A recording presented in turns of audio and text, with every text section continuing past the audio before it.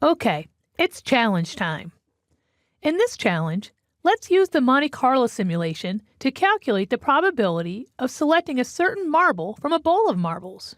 I want you to estimate the probability of getting 3 of the same color marbles if you randomly select the marbles from a bowl that has a total of 6 marbles. 3 are white and 3 are blue. I think for this challenge, I'd like to give you a series of steps that you can follow, or an algorithm. Start by creating unique variables, one to represent whether or not it's a blue marble, and one for whether or not it's a white marble.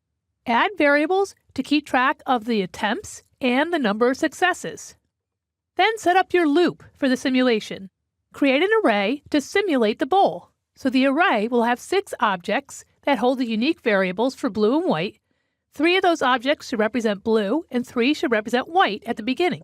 Create a second array that only has 3 marbles. This array holds the marbles that were randomly selected. Inside the simulation loop, create a smaller loop that will execute 3 times to randomly draw 3 marbles. Inside the loop, randomly choose 1 marble. Add it to the array that contains the marbles that were already drawn. And like I said, reduce the size of your bowl by 1. Specifically, reduce it by the one that you chose. Update the bowl without the selected marble.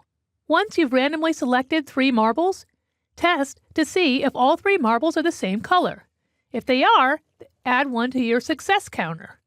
Either way, make sure you add 1 to your attempts. At the end of your simulation, calculate the success rate using the number of successes divided by the total number of attempts, and return that value back to the main program where it can be printed out. I'm estimating that this challenge will take you about 15 minutes, so have fun with the Monte Carlo simulation.